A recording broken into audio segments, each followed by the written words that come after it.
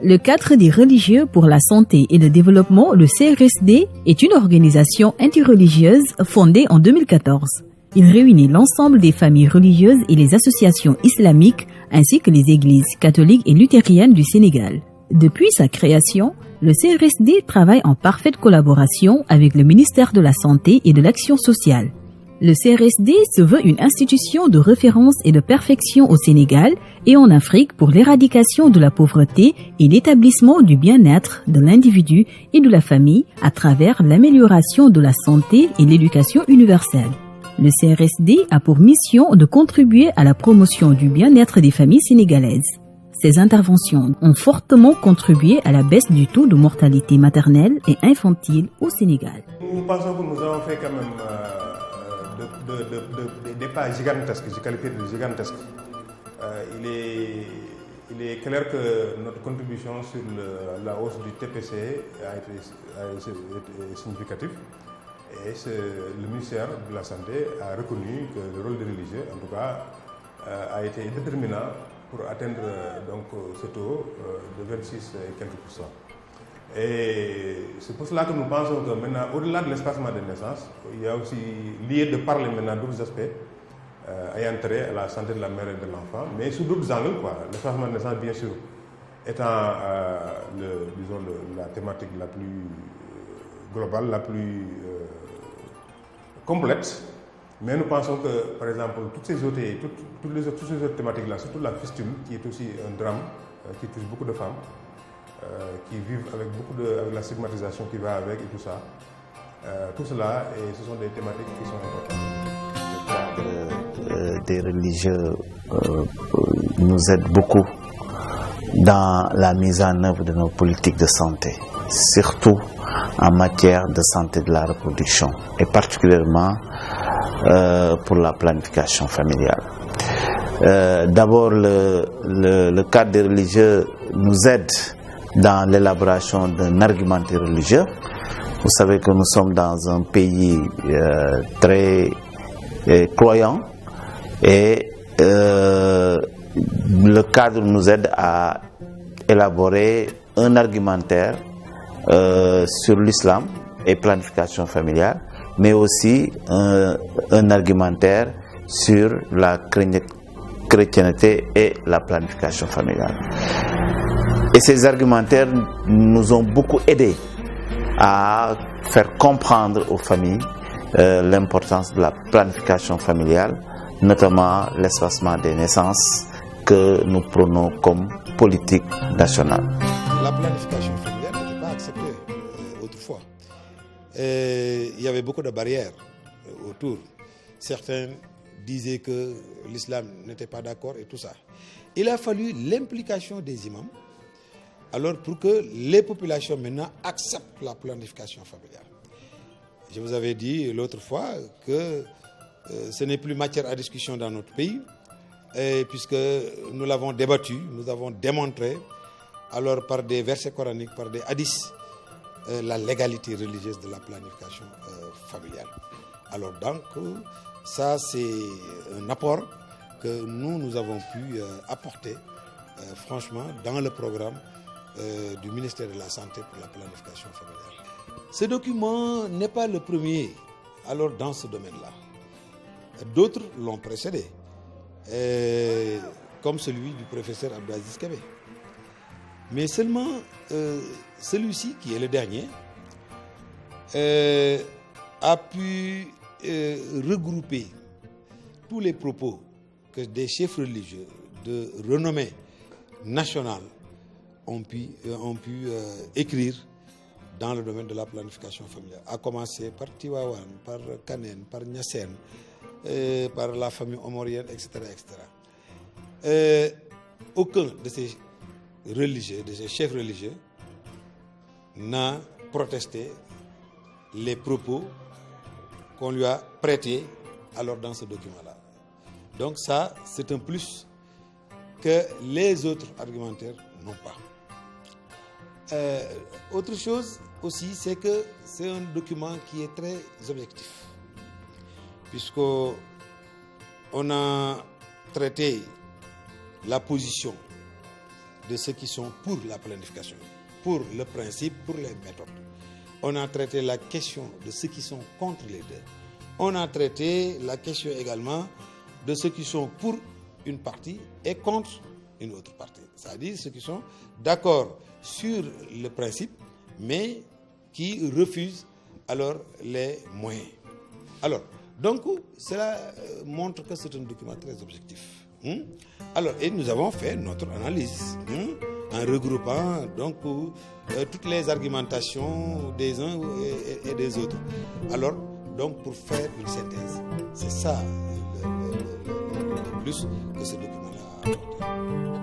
Le Sénégal adhère principalement à ce CRSD, le cadre des religieux pour son développement, parce que ce que le cadre des religieux pour son développement développe déjà fait partie des engagements de l'Église, qui est le développement holistique de l'homme, c'est-à-dire prendre tout l'homme ensemble, de son côté physique, moral, mais aussi matériel.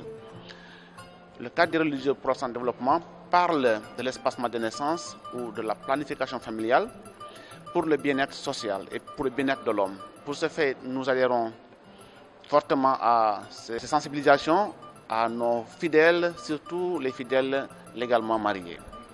D'une manière ponctuelle, je peux dire, ou d'une manière programmée, nous parlons fréquemment à nos fidèles en leur rappelant que l'être humain n'est pas une machine qu'on commande et l'être humain a besoin quand même d'utiliser sa conscience pour que sa santé parfaite revienne.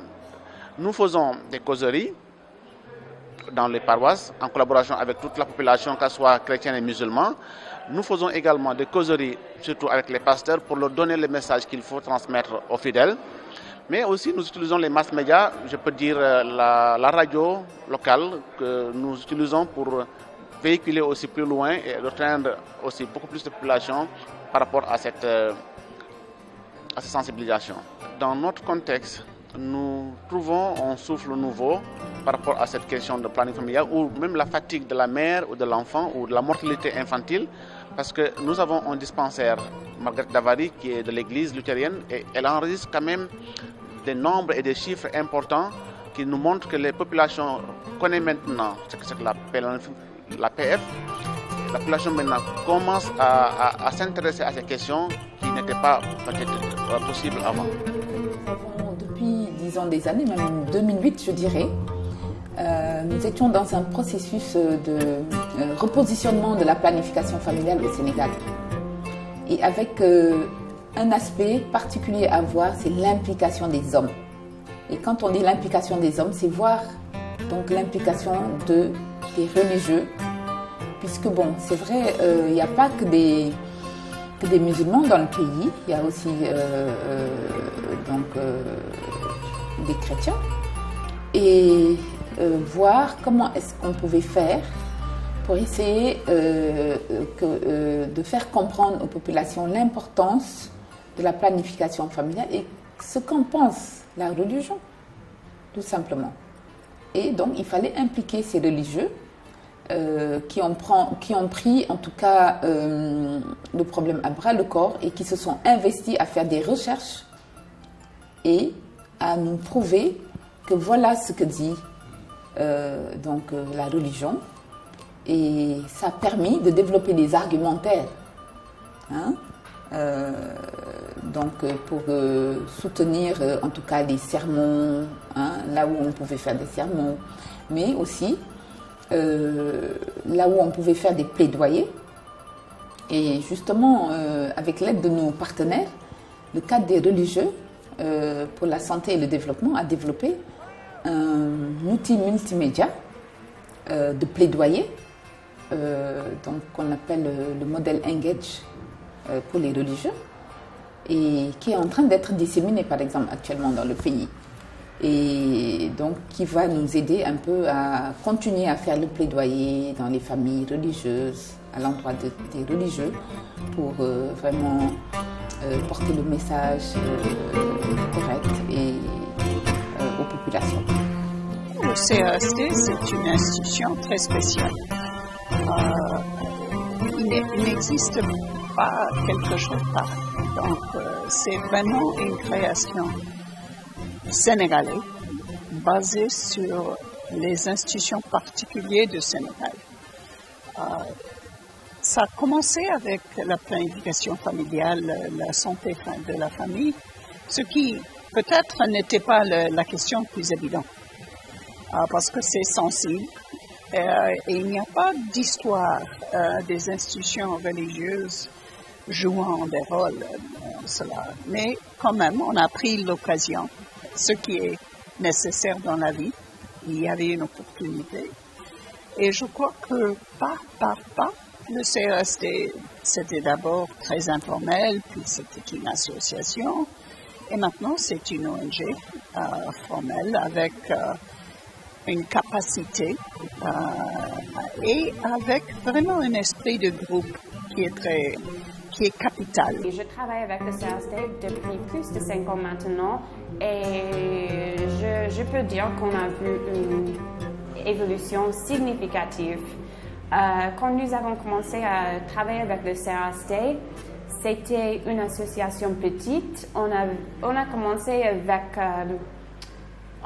avec le soutien pour des visites de courtoisie. Donc les membres du CRSD ont fait des visites de courtoisie auprès des chefs religieux du Sénégal au niveau national. Par exemple, les khalifs à Touba, à Medina Baye, aussi l'évêque de Dakar, etc. Et puis après ça, ils ont commencé, après avoir discuté avec les grands chefs religieux au Sénégal, pour les expliquer ce qu'ils comptaient faire, ils ont passé à d'autres activités. Par exemple, des causeries avec les daïras, des spots sur la radio, des émissions sur la télé, et aussi des ateliers ramadanesques, par exemple. Donc, on a vu une grande évolution parce qu'on avait commencé vraiment avec le dialogue, mais puis ils ont passé à l'action. La WFDD, bien sûr, est notre principal partenaire qui nous a accompagnés depuis le début, depuis 2014, et il continue de le faire.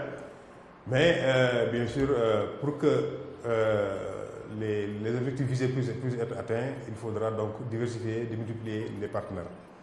Et c'est pour cela que nous lançons. Je crois que la DCME, en tout cas, est prête et déterminée à nous accompagner, à, disons, porter notre programme et faire le plaidoyer au niveau des bailleurs, des partenaires qui interviennent ici au Sénégal, qui nous appuyer financièrement et techniquement pour que cet objectif-là puisse être atteint. Parce que nous avons beaucoup d'ambition, mais bien sûr nous avons besoin de moyens pour le faire.